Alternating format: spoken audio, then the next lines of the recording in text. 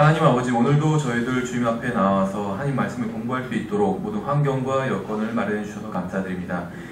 주님, 저희들 주님의 말씀으로 충만히 채워주시고, 또한 저희들 주님의 말씀에 따라 저희들 또 온전한 모습으로 변화될 수 있도록 인도해 주시기 원합니다. 주님, 저희들이 공부하는 이 말씀을 통해서 또 주님께서 영광 받으시기 원합니다. 감사드리며 우리 주 예수 그리스도 이름으로 기도드렸습니다. 아멘. 예, 오늘 저희가 사실 지난주에 나눠드린 호가를 아직 다 못 나갔습니다. 사실 지금 이제 프린트물 보시면은 이제 12번을 할 차례입니다. 아직 좀 많이 남았어요. 근데 오늘 혹시 또 다 나갈 수 있을까 해가지고 다음과 프린트물을 미리 나눠드렸습니다. 그래서 다음과 프린트물 6과 가져가시면 되고, 또 지난과 안 가져오신 분들은 뒤에 호가 프린트물 있으니까 참고를 하시면 됩니다.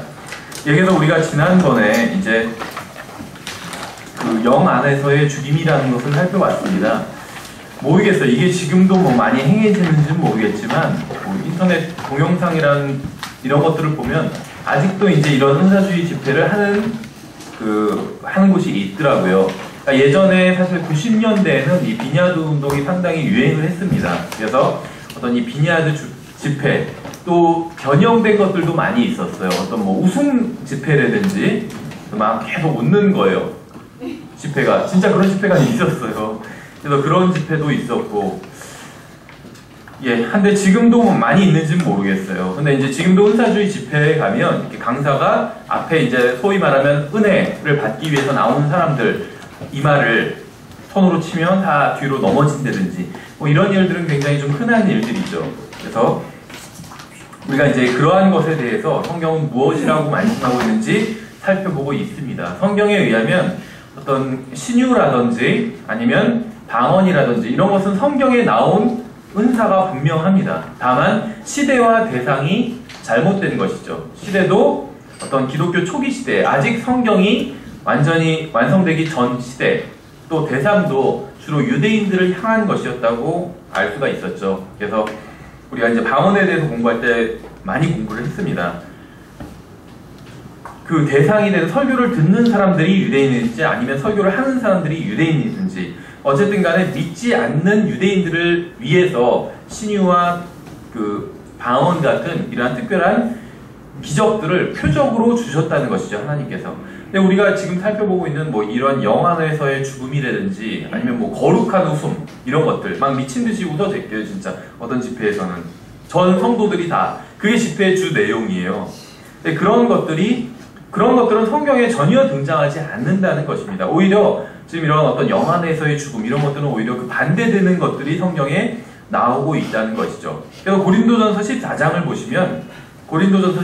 보시면 어떤 하나님의 방향이 나와 있어요. 또 하나님께서는 이를 얼마나 질서 있고 품위 있게 하시는지가 잘 나와 있습니다. 고린도전서 14장에 보시면 성령님은 인격을 가진 분이고 또 친절하시고 품이 있으신 분입니다. 하나님의 손길이 어떤 사람에게 머물면 그 사람은 뒤로 쓰러지는 것이 아니라 앞으로 쓰러지게 된다고 우리가 살펴봤었죠. 고린도전서 14장에서 24절에 그러나 모두가 대언을 하면 믿지 않는 자나 배우지 못한 자가 들어와서 모든 사람으로 말미암아 죄를 깨달으며 모든 사람에게 판단을 받고 자기 마음에 은밀한 것들이 이렇게 드러나게 되므로 우리가 복음을 전하면 그렇게 그 사람의 은밀한 것들이 드러나잖아요. 그렇죠. 물론 우리는 알 수 없어요. 그 다음에 어떤 죄를 졌는지. 그러나 복음을 진정으로 알아두는 사람은 자기가 하나님 앞에서 죄인이라는 것을 인정하게 된다는 것이죠. 그래서 자기가 복음을 듣고 죄인이라는 것을 깨달은 사람이 어떻게 하죠? 나와 있죠. 그가 얼굴을 대고 엎드려 하나님께 경배하며, 그렇죠. 또 진실로 하나님께서 너희 안에 계신다고 전하리라. 하나님의 존재를 인정하지 않다가 이제 인정하게 됐어요. 또 교회에 대해서도 인정하지 않다가 인정하게 된 것이죠. 그러면서 얼굴을 대고 엎드려 하나님께 경배를 하고 있어요. 그렇죠. 이것이 하나님의 역사라는 것입니다. 어떤 강제적으로 시키는 것이 아니죠. 그 사람의 의지에 반해서 쓰러뜨리는 것도 아닙니다. 그가 얼굴을 대고 엎드리는 것이요. 방향이 뒤가 아니라 앞인 것이죠. 그래서 고린도전서 14장 25절을 보면 얼굴을 대고 엎드려 경배하는 행위는 복종과 겸손과 회개와 또 어떤 경배의 증거임을 볼 수가 있습니다. 스스로 자신이 하나님 앞에 엎드리는 것, 이것이 바로 성경적인 어떤 쓰러짐의 방법이라는 것이죠.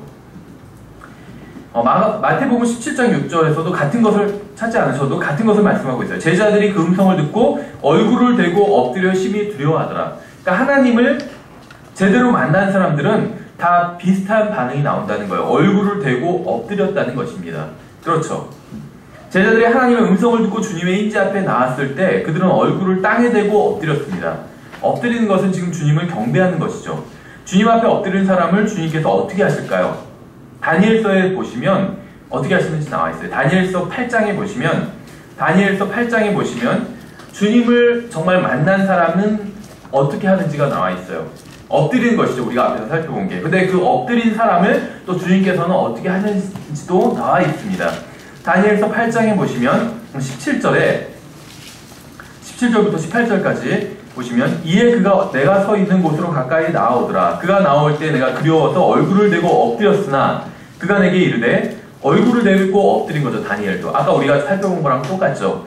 오 사람의 아들아 깨달으라. 그 환상은 끝이 임하는 때에 있을 일이니라. 이제 그가 나와 말할 때 내가 얼굴을 땅으로 향하고 엎드려서, 그러니까 하나님을 참으로 만난 사람은 뒤로 자빠지는 것이 아니라 얼굴을 땅으로 향하여 엎드려서 방향까지 정확히 얘기하고 있잖아요. 그렇죠? 얼굴을 땅으로 향하여 엎드린대요. 머리가 아니라 얼굴이에요. 그렇죠? 얼굴 말하는 거예요.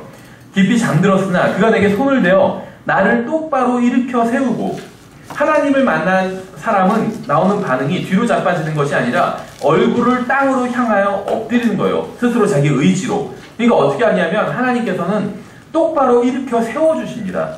그러니까 영적으로나 실제적으로나 마찬가지라는 것이죠. 성령님의 역사는 영적으로나 육신적으로나 쓰러뜨리는 것이 아니라 똑바로 일으켜 세우시는 겁니다. 오히려 이 쓰러뜨리는 것은 심판의 상징이에요. 심판의 상징. 그러니까 성령님께서 역사하시면 개인과 가정과 교회가 똑바로 서게 됩니다. 영적으로나 실제적으로나. 하나님의 임재 앞에 선 믿는 자는 뒤로 넘어지는 것이 아니라 머리를 앞으로 숙여서 경배를 하게 됩니다. 이것이 성경적인 것이고 또 성령님의 역사라는 것입니다. 뒤로 자빠지는 거, 우리가 은사주의 집회, 한번 은사주의 집회 이런 거 쳐보세요. 뭐 베니힌 뭐 이런 거 이름으로 쳐보면 그런 동영상을 보시면 다 뒤로 자빠지는 걸 볼 수가 있어요. 이것은 성령님의 역사가 절대로 아니라는 것이죠. 자신의 경험이나 체험을 의지하면 미혹될 수밖에 없습니다. 오직 성경 말씀을 믿는 것만이 악한 이 세상에서 미혹에 빠지지 않는 유일한 방법이라는 것입니다. 사람이 뒤로 자빠지는 것은 성령의 역사가 아닙니다. 물론 어떤 영의 역사일 수는 있겠죠. 그러나 성령님의 역사는 아니라는 것이요. 다른 영의 역사라는 겁니다. 그리스도인에게도, 그러니까 예수님을 믿는 사람에게도 다른 영의 역사가 일어날 수가 있습니다. 충분히. 그럼 이제 성경에서 보시면 우리가 지금까지 살펴본 구절들은 다 앞으로 쓰러지는 것이었어요. 물론 강제로 쓰러지는 것이 아니라 앞으로 얼굴을 땅으로 향해서 스스로 쓰러져서 경배하는 것이었죠. 이것이 성령님의 역사였습니다. 그 사람의 마음을 움직여서 그 사람이 자발적으로 주님 앞에서 엎드려 무릎을 꿇고 엎드리게 하시는 것. 이것이 성령님의 역사라는 것이에요. 강제가 아니라. 근데 성경에서는 뒤로 쓰러지는 사람들이 나옵니다. 강제로 쓰러지는 사람들. 그러니까 이제 은사주의자들의 집회에서 나오는 것과 비슷한 모습이 성경에도 등장을 합니다. 먼저 요한복음 18장을 보시면, 요한복음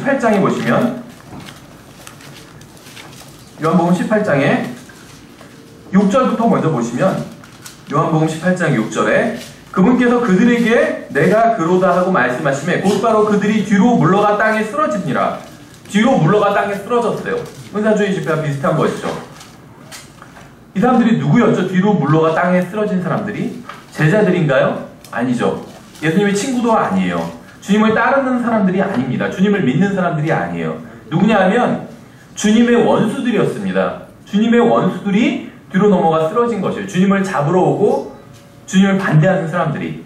자신의 경험이나 체험이 아닌 하나님의 말씀을 따라야 됩니다. 만일 경험이나 체험이 하나님의 말씀과 일치하지 않는다면 경험과 체험을 의심해 봐야 됩니다. 결코 하나님의 말씀을 의심해서는 안 된다는 것이죠. 그러니까 이게 굉장히 중요합니다. 어떤 것을 체험했다 할지라도 그것이 성경에서 말씀하시는 것과 다르다면 그 체험이 잘못된다는 것이에요. 근데 이렇게 인정하기가 굉장히 쉽지 않습니다. 저도 이상한 어떤 체험들을 했다는 그런 간증들을 많이 들었습니다. 예를 들면 뭐 예전에 80년대에 유행한 책이 있었죠. 펄시 콜레의 내가 가본 천국이라는 책. 천국에 가보니까 뭐 모든 것이 다 3배로 컸다. 피아노가 있었는데 피아노가 뭐 3배로 컸고 이런 식으로 다 지금 보면 너무 유치한 그러한 이야기들을 썼는데 그게 한국 교회에서 유행을 했었어요. 그리고 어떤 그 복음 전하는 데 도움이 된다는 이유로 많은 또 교회에서도 묵인을 했었고 그런 책을 분명히 성경의 내용과는 다른 내용이었습니다. 그럼 그 책이 잘못된 거란 것이죠. 그렇죠. 주님께서는 자신 앞에 엎드린 사람을 똑바로 일으켜 세워주십니다. 가정이 무너졌던 가정이 다시 세움을 받는 것이에요. 이것이 주님의 역사라는 것이죠. 또 이것이 바로 주님께서 자신의 백성을 대하시는 방법입니다. 그럼 원수들은 다른 방법으로 대하신다는 것이요. 쓰러지는 건 같은데 주님의 백성들, 주님을 믿는 사람들, 주님의 제자들은 앞으로 쓰러지죠. 그래서 주님께 경배하는데 뒤로 쓰러지는 사람들은 주님의 원수들이라는 것이에요. 그렇죠. 아까 우리가 요한복음 18장 6절을 봤는데 3절부터 보시면 그때 유다가 수제사장들과 바리새인들에게서 넘겨받은 사람들과 관속들 한 부대를 데리고 등과 횃불과 무기를 가지고 거기 오니라. 주님의 원수들이에요. 그렇죠.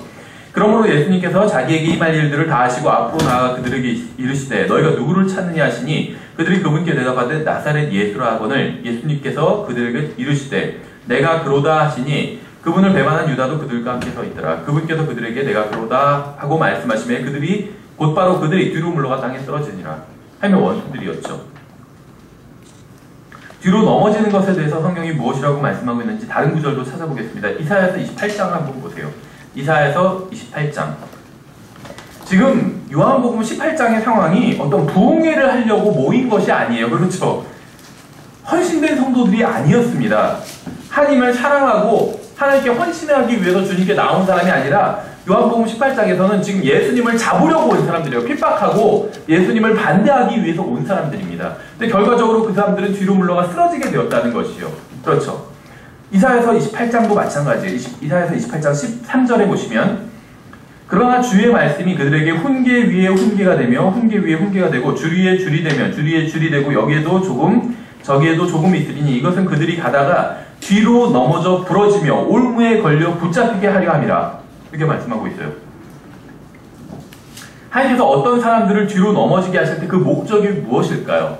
뒤로 넘어지게 하는 목적. 앞으로 넘어지는 것은 경배하기 위함이죠. 앞으로 숙여서 경배하기 위함이요. 뒤로 자빠지는 것은 목적이 경배를 위한 것이 아니라는 것이죠.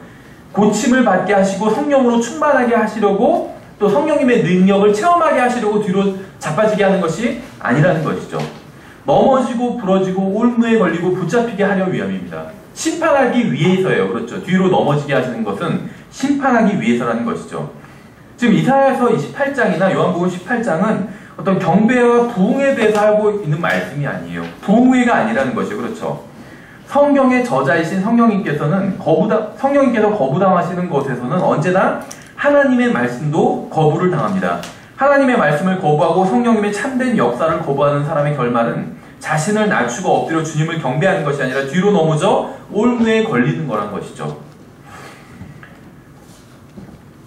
오늘날 은사주의 집회에서 영안에서 죽임을 당하고 방언을 받는 어떤 특이한 경험을 하는 것과 유사한 장면이 성경에도 나옵니다. 바로 마가복음 9장이에요. 마가복음 9장. 마가복음 9장을 보면 아무런 편견 없이 이걸 읽어보면 은사주의 집회의 한 장면이 전 연상되더라고요. 마가복음 9장에 20절에 보시면 또 다른 예예요. 뒤로 쓰러지는 그런 예. 근데 은사주의 집회를 보면 사람이 뒤로 쓰러지면서 가만히 있는 게 아니라 막 발광을 합니다. 발광을 해요. 그러면서 뭐 방언이 터지기도 하고 이상한 말을 하기도 하고 발광을 합니다. 마가복음 9장 20절에 보시면 그들이 그를 그분께 데려오매 그분께서 그를 볼 때 곧 그 영이 그를 쥐어뜯음으로 어떤 영이죠? 성령님은 아닌 것이 분명해요. 쥐어뜯는 걸 봐선. 그가 땅에 쓰러져 뒹굴며 거품을 흘리더라. 땅에 쓰러졌어요. 이 영의 정체가 뒤에서 밝혀집니다. 이 영이 어떤 영이 들리니까 땅에 쓰러져서 뒹굴고 있대요. 은사주의 집회에서 전 많이 봤어요. 동영상에서. 그분께서 그의 아버지에게 물으시되 이것이 그에게 들어온 지 얼마나 오래되었느냐 하시니 그가 이르되 어릴 때부터이니이다. 그것이 그를 죽이려고 불과 물에 그를 자주 던졌나이다. 그러나 선생님께서 무엇이라도 하실 수 있거든 우리를 불쌍히 여기사 우리를 도와주소서 하며 예수님께서 그에게 이르시되 내가 만일 믿을 수 있거든 믿는 자에게는 모든 것이 가능하니라 하시니 그 아이 아버지가 부르짖고 눈물을 흘리며 이르되 주여 내가 믿나이다. 나의 믿지 아니함을 도와주소서 하더라. 예수님께서 사람들이 함께 달려오는 것을 보시고 그 더러운 영을 꾸짖어 더러운 영이었어요. 그렇죠. 이런 일을 사람을 뒤로 자빠져서 발광을 하게 한 영이 바로 더러운 영이었죠. 그 더러운 영을 꾸짖어 그에게 이르시되 너 말 못하고 귀먹은 영아 내가 내게 명하노니 그에게서 나오고 다시는 그에게 들어가지 말라 하시매 그 영이 소리를 지르며 심히 그를 심하게 찢고 막 소리 지르고 발광하고 있었던 거죠. 그에게서 나가니 그가 죽은 자같이 되어 많은 사람이 말하기를 그가 죽었다 하나 예수님께서 그의 손을 잡아 그를 일으키신즉 그가 일어서니라. 여기서도 동일하죠. 예수님께서 사람을 쓰러뜨리시는 것이 아니라 오히려 일으켜 주십니다. 반대죠. 은사주의 집회와 쓰러뜨리시는 것이 아니라 일으켜 주세요. 이 본문은 굉장히 오늘날 이 세상 사람들에 대한 또 구원이 필요한 이 세상 사람들에 대한 어떤 영적인 모습을 잘 보여주고 있습니다. 그렇죠. 이 세상 영에 사로잡힌 사람이 자기를 자해하고 있어요. 여기 실제적으로 문자적 적용이 그렇다는 것이 아니라 지금 영적으로 한번 적용을 해보면 쉽게 우리가 적용해 볼 수가 있겠죠. 이 세상의 영에 사로잡혀 있어요. 많은 사람들이. 그런데 사람들이 자기들이 하는 것들이 자기를 자해하는 것이라고 생각하지 않는 경우가 너무나도 많죠. 이 세상에서 그렇죠. 잘 먹고 잘 살기 위해서 노력을 하면서 살고 있어요. 그 복음을 전하면 거절해요. 그러니까 아무것도 아닌 일 같아도 실제로는 자기 자신을 자해하는 일입니다. 하나님의 말씀을 거부하고 복음을 거절하는 일은. 그렇죠. 오직 이 세상의 영으로부터 해방시켜줄 수 있는 분은 예수님밖에 없는 거죠. 또 예수님이 그 사람을 일으켜주시면 예수님이 역사하시면 또 그 사람이 일으킴을 받을 수 있는 것이죠. 어쨌든지 간에 여기서 우리가 지금 방금 읽은 이 마가복음 9장의 본문은 성령님의 역사가 아니라 악한 영의 역사였습니다. 더러운 영의 역사였어요. 주님께서는 이 악한 영으로부터 아이를 구원해 주셨습니다. 악한 영이 사람을 점유하게 되면 이런 현상이 일어나는 것이죠. 우리가 지금 읽은 이런 현상을 기록한 것을 보여주면 은사주의자들은 뭐라고 할까요? 성령 받고 방언받는 장면이라고 생각할까요? 아니면 마귀 들린 장면이라고 생각할까요? 이 어린아이는 영 안에서의 죽임을 당했어요. 어떤 의미에서 보면 그렇죠. 은사주의자들이 말한 이것은 주 예수 그리스도의 사역이 아니고 인간을 파괴하는 더러운 영의 사역입니다. 예수님께서 이 더러운 영의 사역에 대해서 대항해서 어떻게 해주셨죠? 예수님께서 그의 손을 잡아 그를 일으키신즉 그가 일어서니라 이렇게 말씀하고 있죠. 고쳐주셨다는 것이요. 그리고 일으켜 세워주셨다는 겁니다. 이제 뒤로 넘어지는 것에 대해서 이제 간단히 정리를 하겠습니다. 뒤로 쓰러져 넘어진 자들은 주님의 원수들이었습니다. 또 마귀의 공격을 받은 사람들이었어요. 어떤 성경에 보면 부흥회나 어떤 사경회에서 어떤 하나님을 경배하는 자리에서 사람들이 뒤로 자빠져 쓰러지는 경우는 없었다는 것입니다. 주님을 대적하는 사람들이 뒤로 자빠져 쓰러지든지 아니면 마귀 들린 사람들이 뒤로 자빠져 쓰러진 것이요. 주님께서는 하나님의 진리를 받아들이지 않는 자들을 뒤로 넘어져 부러지고 올무에 걸리고 붙잡히게 하셨습니다. 이사야서에서 말씀하고 있죠. 마귀에게 사로잡힌 아이가 땅에 쓰러져서 뒹굴었습니다. 이것은 악하고 더러운 영의 소행이었죠. 이제 성경이 이러한 현상에 대해서 무엇이라고 말씀하시는지 우리가 분명히 알 수 있다는 것이에요. 이런 구절들을 통해서. 이러한 현상은 우리 주님의 원수들이나 주님의 진리를 거부한 사람들이나 마귀 들린 사람들과 관련된 현상이라는 것이죠. 오늘날 은사주의 집회에서 일어나는 비슷한 이러한 일들이 성경에 기록된 것을 보면 주님의 원수들이나 마귀 들린 사람들과 관련된 현상이었다는 것이죠. 예수님께 고통을 가하고 죽이려고 했던 주님의 원수들은 뒤로 물러나 넘어졌습니다. 또 하나님의 말씀을 받아들이지 않는 사람들이 또 뒤로 넘어져 부러지고 올무에 걸리게 된다고 이사야서는 말씀하고 있어요. 마가복음에서는 나온 어린아이는 더러운 영에 시달리고 있던 아이였습니다. 우리가 성경을 찾으면 찾을수록 뒤로 쓰러지고 영 안에서 죽임을 당하는 행위는 우리 주님의 원수들과 그분의 말씀을 거부하는 자들에게 악한 영이 역사하는 것임을 알 수 있습니다. 이에 반해서 주님께 경배를 드리기 위해서 쓰러지는 것은 자신의 의지를 사용해서 앞으로 쓰러지는 것임을 알 수가 있어요. 방향이 다르다는 것이죠. 생각해보세요. 영 안에서의 죽임. 저는 이 말 자체가 물론 성경에도 없는 말이에요. 은사주의자들이 지어낸 말입니다. 우리나라에선 잘 쓰는지 모르겠지만 영어는 많이 써요. slain in the spirit. 영 안에서의 죽임을 당했다. 이게 말하자면 성령을 받았다. 이런 말과 동급으로 쓰이는 말이에요. 다시 말하면 예수님을 믿은 사람이 나중에 성령을 받고 성령의 능력을 받는다. 이 말을 영 안에서의 죽임을 당했다. 어떻게 보면 자아가 죽임 당했다. 이런 말과 비슷한 말이라고 보시면 돼요. 굉장히 긍정적인 의미로 쓴다는 겁니다. 그러나 성경에는 없는 말이에요. 근데 생각해보세요. 누가 죽이는 자죠? 히브리서 2장에 의하면 마귀예요, 마귀. 그렇죠. 죽이고 쓰러뜨리는 것. 이건 마귀가 하는 일입니다. 죽음으로부터 부활하신 분은 예수님이죠. 그래서 쓰러진 사람을 일으켜 세워주는 것, 죽은 영을 살려주는 것, 이것이 바로 예수님께서 하시는 일이죠. 완전히 다르다는 거예요. 은사주의자들의 생각과. 그렇죠. 경험이나 체험이나 사람을 믿지 말고 전능하신 하나님께서 하신 말씀을 믿어야 됩니다. 여러분은 결국 자신의 경험을 믿어서는 안 돼요. 맞을 때도 있지만 틀릴 때도 있기 때문에 반드시 하나님의 말씀을 믿어야 됩니다. 하나님의 말씀은 한 번도 틀린 적이 없어요. 만약 여러분의 경험이 하나님의 말씀과 일치하지 않는다면 경험이 언제나 잘못된 겁니다. 하나님의 말씀은 단 한 번도 잘못된 적이 없어요. 지금은 영적 혼돈의 시대입니다. 거짓 설교자, 거짓 환상, 거짓 경험, 그리고 거짓 간증이 어디서나 넘쳐납니다. 미혹하는 영이 종교적인 사람들을 거짓된 길로 인도하는 것은 흔히 볼 수 있는 현상이 되어버렸다는 것이죠. 거짓된 교리들이 하나님의 말씀의 사역을 망쳐버리고 있는 시대라는 것입니다. 이제 표적과 적그리스도에 대해서 살펴보도록 하겠습니다. 표적과 적그리스도. 성경 연구의 가장 기본이 되는 지침은 디모데후서 2장 15절입니다. 잘 아시는 구절이에요. 우리가 신학원 시작할 때도 가장 먼저 시작하는 구절이에요. 어떤 때는 3시간 다 이 구절로 시작한 경우도 있어요. 디모데후서 2장 15절. 너는 진리의 말씀을 바르게 나누어 내 자신을 하나님께 인정받은 자로 부끄러울 것이 없는 일꾼으로 나타내도록 연구하라. 만약 성경이 나누어지지 않는다면 이러한 명령은 존재하지 않았을 것이에요. 그렇죠? 성경에서는 나누어서 연구하라고 명령을 하고 있어요. 바르게 나누어서 연구하라고. 그렇죠? 불가능한 것을 명령하실 수는 없겠죠. 너는 하늘을 날아갈지니라 이런 명령하신 적이 없어요. 그건 우리가 지금 불가능합니다. 그렇죠?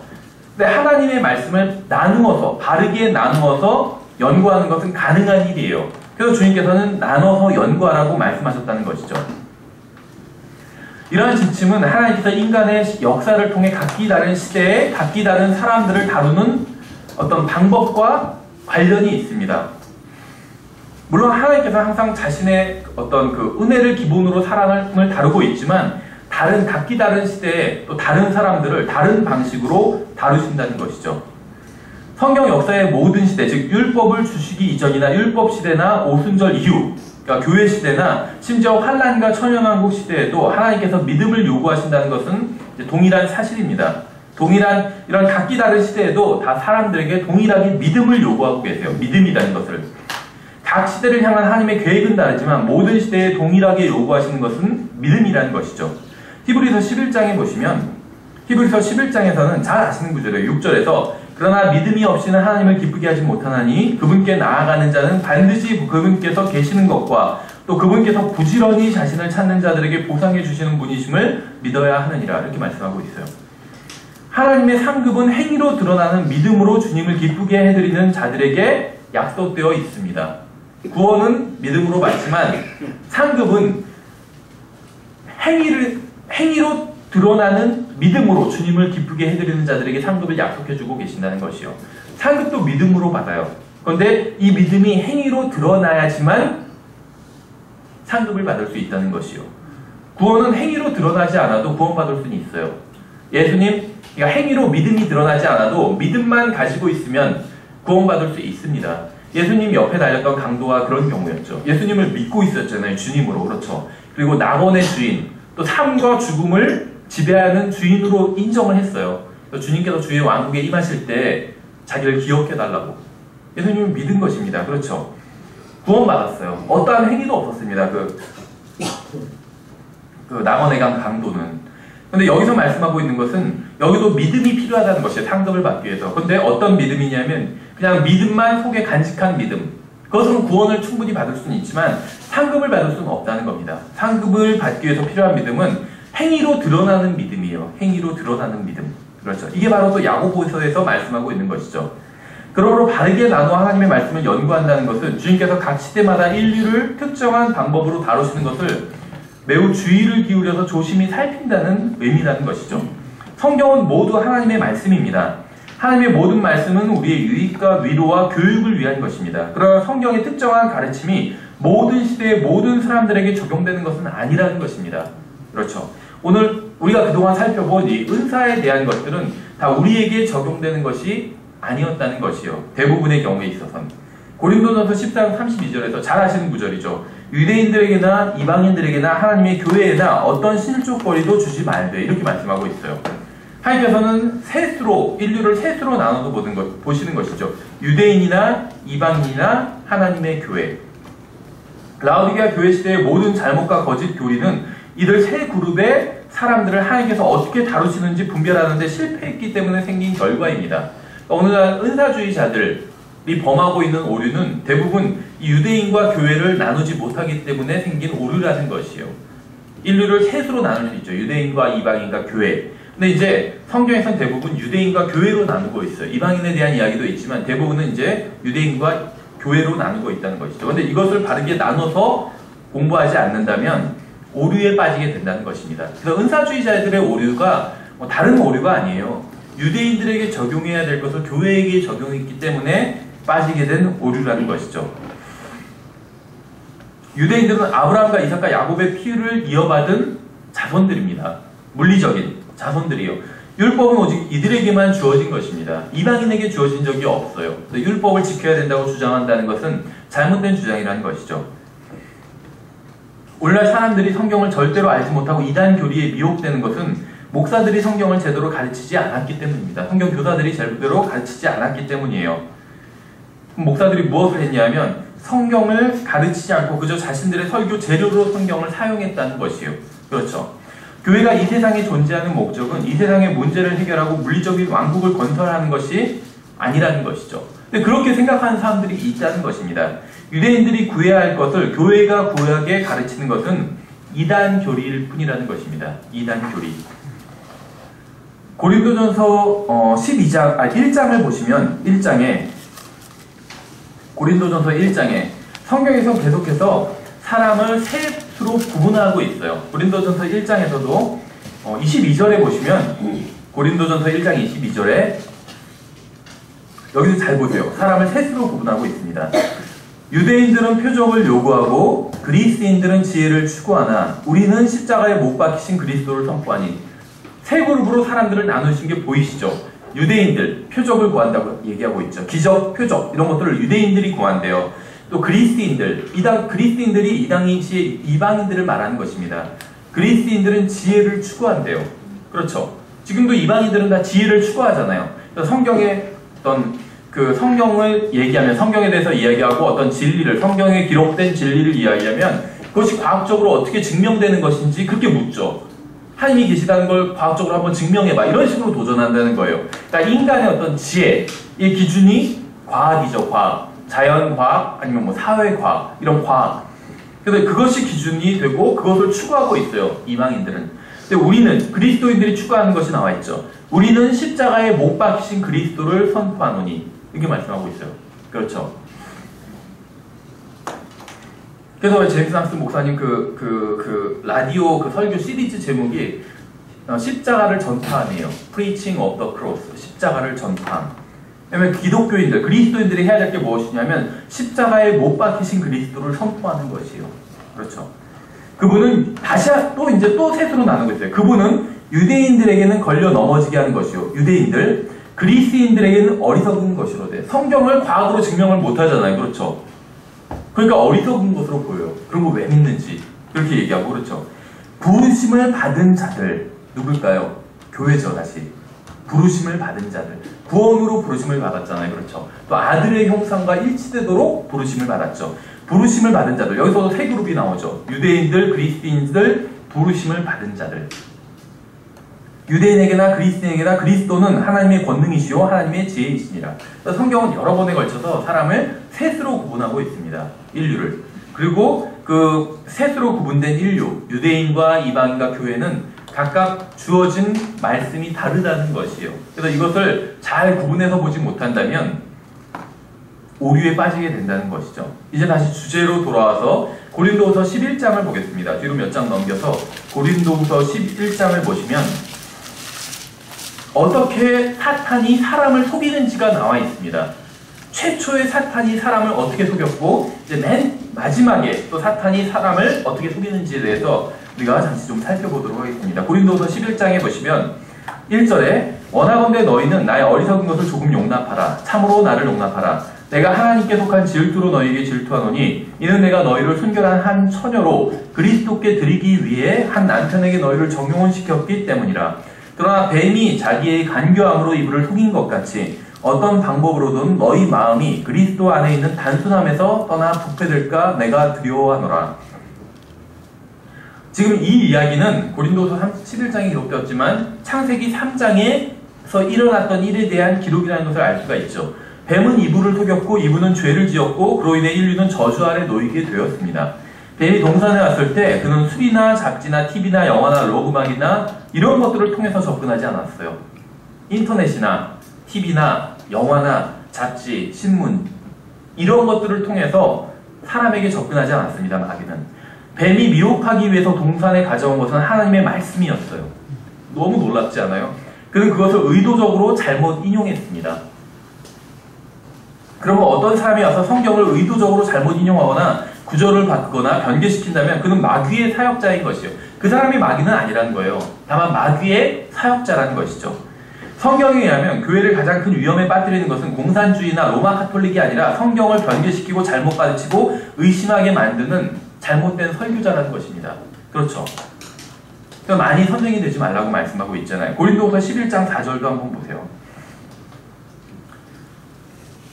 우리의 가장 큰 원수는 공산주의자들이나 로마 카톨릭이 아니에요. 어떤 분들 보면 글을 인터넷에 올리는데 공산주의자들 욕만 막 해요. 빨갱이들, 뭐 좌빨, 한마디로 우리나라에도 좌빨들이 있어서 문제다. 그게 정말 문제인가요? 전 그렇게 생각하지 않아요. 이렇게 얘기하면 또 저도 당신도 좌빨이구만 이렇게 얘기할 사람이 있을 거예요. 아니요, 저는 보수적이에요. 저는 북한의 어떤 정권을 잡은 사람들이 잘못됐다고 믿습니다. 그 사람들로 인해서 정말 많은 사람들이 굶어 죽고 있고 세계에서 가장 가난한 나라가 됐잖아요. 북한이 엉망진창이 돼버렸어요. 그렇죠. 그런데 우리의 원수가 그 사람들이 아니라는 거예요. 군대에서는 주적이 북한이에요. 그건 잘못된 것이 아니에요. 군대는 그렇게 돼야 됩니다. 근데 우리 그리스도인들에게 주적은 북한 사람들이 아니에요. 우리나라에 있는 좌빨들이 주적이 아니에요. 그렇다고 보수주의자들, 수구꼴통이라고 부르잖아요. 그 사람들이 주적도 아니에요. 우리의 주적은 마귀와 세상과 우리의 육신입니다. 우리의 육신이에요. 인터넷에서 뭐 좌빨 아니면 수구꼴통 이런 사람을 미워할 게 아니라 자기의 육신을 미워해야 돼요. 자기의 육신. 다른 게 원수가 아니에요. 내가 하나님을 제대로 섬기지 못하게 막는 것이 공산주의자들이 아니라니까요. 민주주의자들 아니면 자본가들, 재벌들도 아니에요. 내가 하나님을 바르게 섬기지 못하는 것은 나의 육신이에요. 99%는 사실 어떤 의미에서 마귀도 아니에요. 나의 육신, 99%는 나의 육신 때문에 내가 하나님을 제대로 섬기지 못하는 것이에요. 사람들이 구원받지 못하게 막는 것은 마귀가 가리고 있어요, 눈을. 근데 우리가 그리스도를 섬기지 못하게 하는 것은 대부분의 경우는 우리의 육신이라는 것입니다. 이것과 싸워야 돼요. 쓸데없이 뭐 공산주의자나 아니면 민주주의자나 그렇죠. 민주당이나 한나라당, 새누리당과 싸워야 되는 것이 아니에요. 그들은 우리의 원수가 아니에요. 우리의 원수는 우리의 육신이라는 것이죠. 고린도서 11장 4절을 보세요. 11장 4절.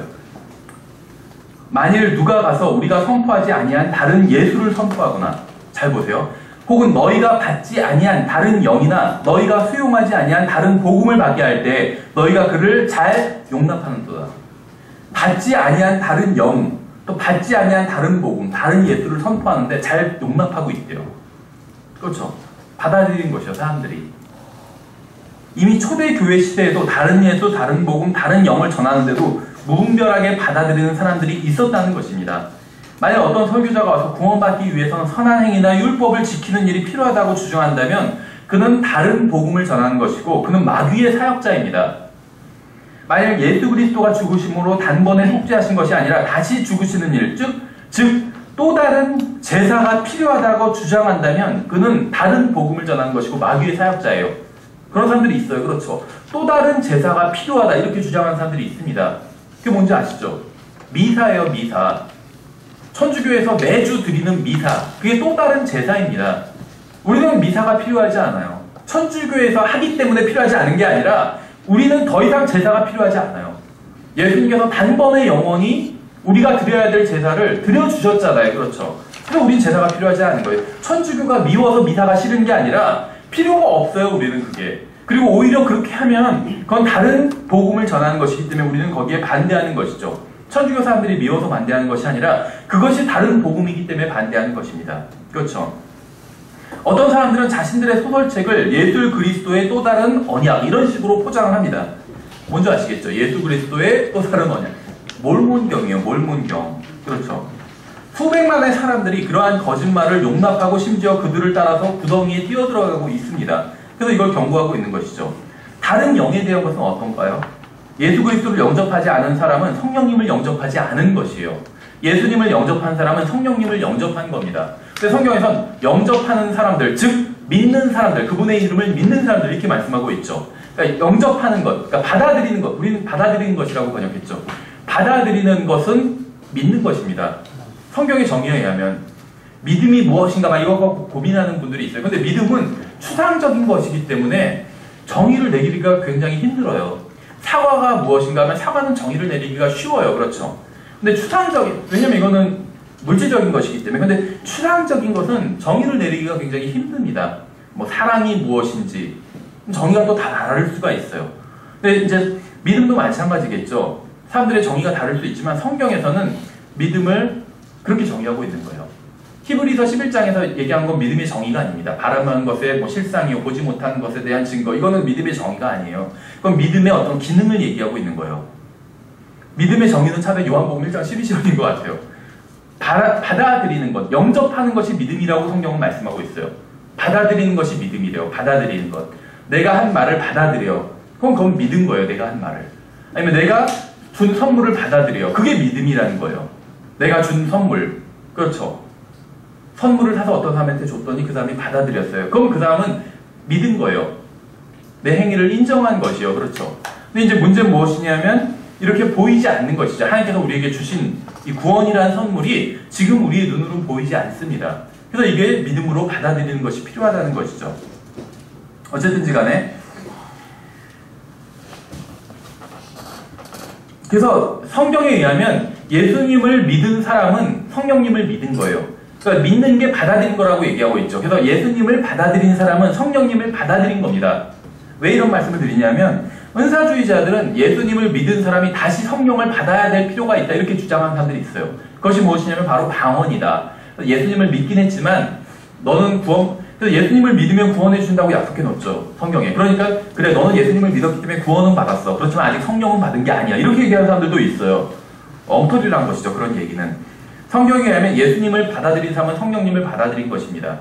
왜냐하면 예수님과 성령님은 아버지 하나님과 함께 한 하나님이기 때문에 성령님이 다른 분이 아니에요. 예수 그리스도의 영이죠. 그렇기 때문에 예수님을 받아들인 사람은 성령님을 받아들인 겁니다. 이러한 진리는 로마서 8장 9절이랑 고린도전서 12장에 잘 나와 있어요. 로마서 8장에서 9절에서 보시면 그러나 너희 안에 하나님의 영께서 거하시면 너희가 육신 안에 있지 아니고 성령 안에 있나니 이제 어떤 사람에게 그리스도의 영이 없으면 그는 그분의 사람이 아니니라 이렇게 말씀하고 있어요. 그렇죠. 구원받지 못한 거예요. 그리스도의 영이 없으면. 그러니까 구원받는 것 따로, 성령 받는 것 따로, 예수님 믿는 것 따로가 아니라는 것입니다. 동시다발적으로 일어나요. 예수님을 믿는 사람에게 성령님께서 오셔서 그 사람을 구원해 주시는 것이죠. 그러니까 뭐 순서는 차이가 있을지 모르겠지만 정말 동시에 일어나는 일이라고 볼 수가 있어요. 우리는 그 순서를 정할 수가 없어요. 또 얼마만의 간격, 예수님을 믿으면 얼마 후에 성령님이 오시는지 0.0001초 만에 오시겠죠. 몰라요. 우리는 사실. 거의 동시다발적으로 일어나는 일이죠. 고린도서 12장에서는 12절에서 몸은 하나님의 많은 지체를 가지고 있고 그 한 몸의 모든 지체가 많아도 한 몸인 것 같이 그리스도도 그러하시니라. 우리가 유대인이나 이방이나 매인자나 자유로운 자나 모두 한 성령에 의해 침례를 받아 한 몸 안으로 들어왔으며 모두가 마시게 되어 한 성령 안으로 들어왔느니라. 모두가 마시게 되어 한 성령 안으로 들어왔대요.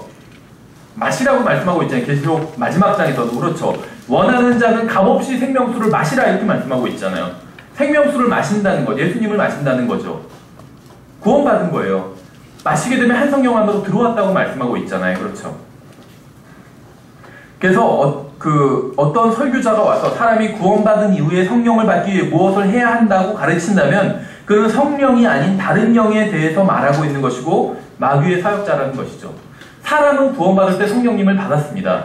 근데 구원받고 나서 다른 영을 받아야 된다면 받을 수도 있어요. 그럼 마귀의 영이라는 것이죠. 마귀의 영. 구원받은 사람도 마귀 들린 사람들 굉장히 많아요. 이런 얘기하면 막 이상하게 생각하는 사람들이 있어요. 근데 그거는 상식적으로만 생각해도 당연한 거예요. 왠지 아세요? 뭐 여러 가지 이유를 얘기할 수 있겠지만 예를 들면 성경, 변개된 성경을 만드는 사람들은 다 구원받지 못하는 사람들일까요? 아니에요. 변개된 성경, 예를 들면 NIV를 번역한 사람들은 저는 대부분 구원받지 못한 사람들이라고 생각해요. NIV. 근데 NASV나 NKJV 같은 경우에, 뉴 킹제임스 성경 같은 경우에 구원받은 사람들이 작업을 했습니다. 대부분. NIV는 완전히 의역 성경이고 NASV와 뉴 아메리칸 스탠다드 버전, 또 뉴 킹제임스 바이블 같은 거는 직역 성경이에요. 직역 성경. 근데 뉴 아메리칸 스탠다드 버전은 직역 성경이지만 잘못된 원문에서 번역을 했어요. 잘못된 원문에서 직역을 했죠. 그러니까 아무리 직역을 해도 잘못된 성경이에요. 잘못된 카톨릭 원문에서 번역했기 때문에. 근데 뉴 킹제임스 성경은 바른 원문에서 번역을 했어요. 다만 바른 원문에서 잘못된 방법으로 번역을 했습니다. 그래서 잘못된 성경이에요. 결과적으로는. 근데 이 사람들도 기본적으로 예수님을 믿고 구원받은 사람들이에요. 대부분 여기 작업에 참여한 사람들은. 그런데 잘못된 성경을 만들어내는 것이 주님의 영에 의한 일일까요? 아니면 악한 영에 의한 일일까요? 악한 영에 의한 일이에요. 그렇죠. 악한 영의 통제를 받을 때가 너무나도 많다는 것이요. 이상한 일이 아니라는 것입니다. 우리도 마찬가지예요. 우리도 악한 영의 통제를 받을 때가 있어요. 우리가 죄를 지을 때 그것이 주님의 영의 통제를 받아서 죄를 지은 건 아니죠. 악한 영의 통제를 받은 것이요.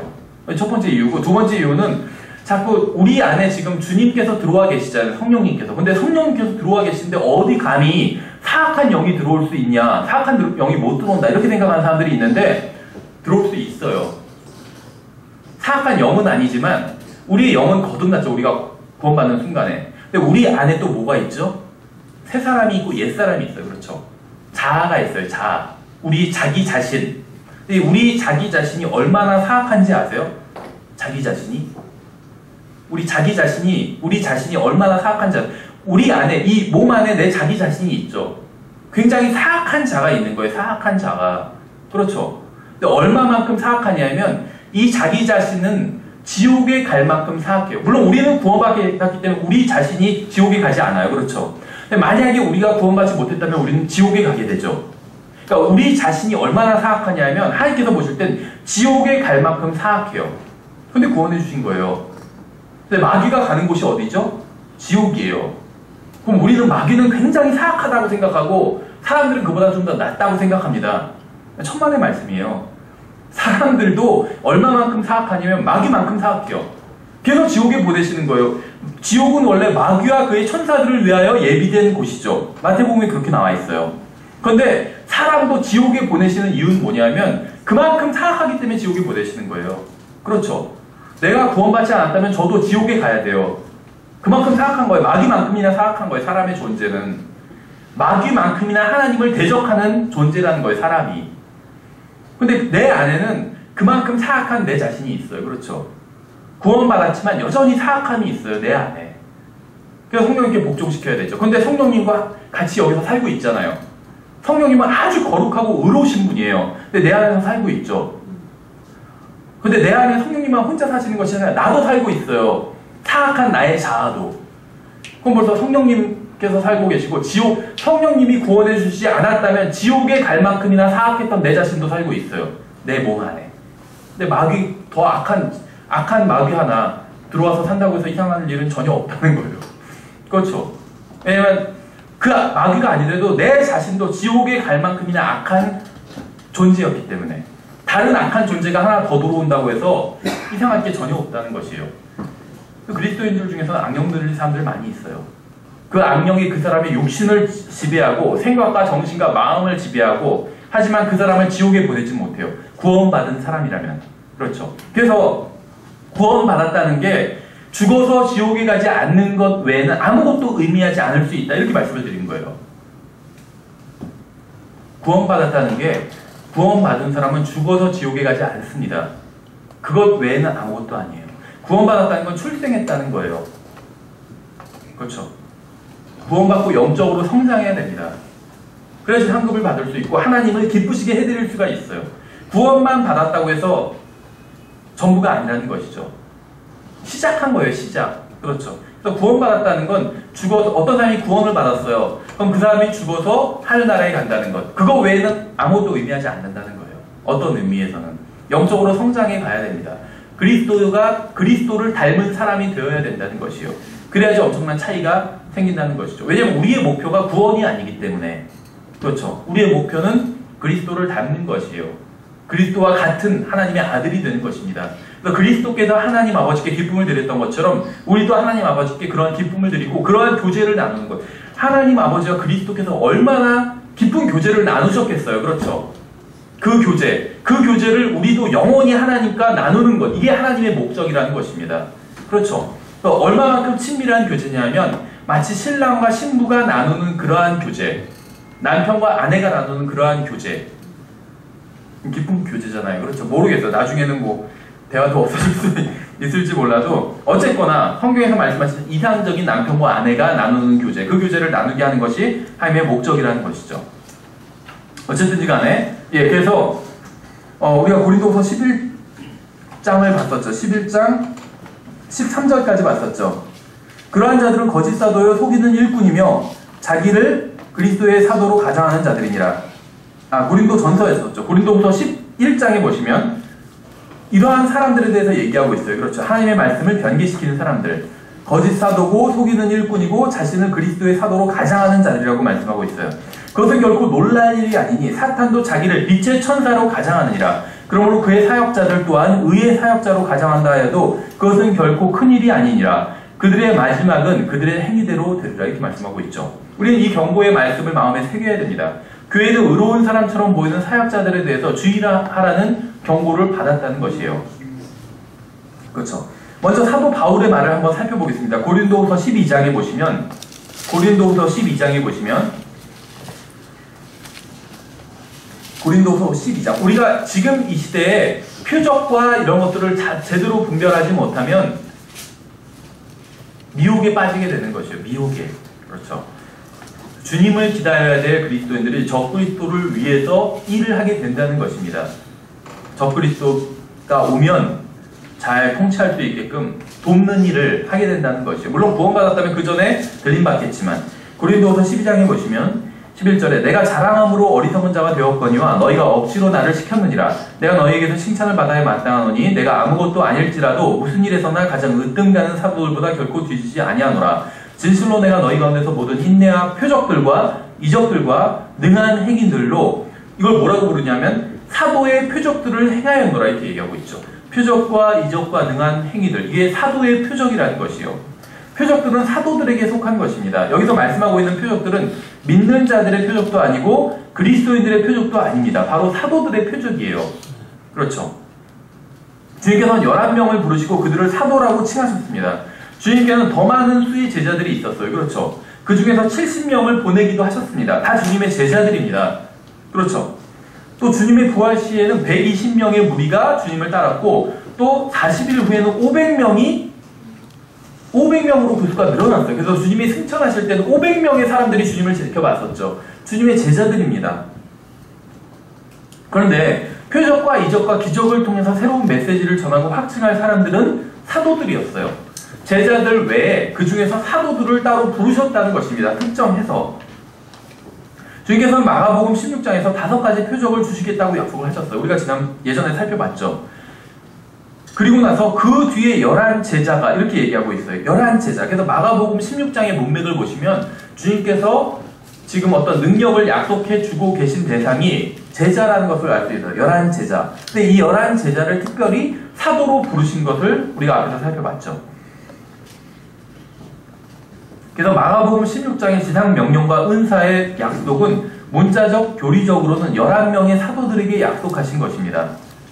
주님께서 약속하신 표적의 은사가 사도들의 사역에 사용되고 드러났으면 명백하죠. 사도들의 표적으로 인해서 새로운 메시지가 새로운 지역에서 능력있게 선포될 수가 있었습니다.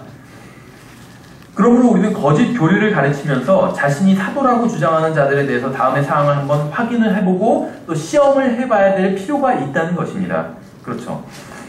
첫 번째는 만약 어떤 사람이 자신이 사도라고 주장한다면 그는 5가지 표적을 모두 행할 수가 있어야 돼요. 마가복음 16장에 나온 5가지 표적들을 행할 수가 있어야 됩니다. 만약 어떤 사람이 자신이 사도라고 주장한다면 그는 5가지 표적을 모두 행하고 또한 표적을 행할 때 성경에 나온 대로 행하는가 봐야 됩니다. 그러니까 5가지 표적을 행할 수 있을 뿐만 아니라 5가지 표적을 성경대로 행해야 된다는 것이요. 성경에서 사도들이 신유의 능력으로 병자를 고칠 때는 병자는 즉시 나았습니다. 사도들이 고치는 장면을 보세요. 즉시 나았어요. 병자들이.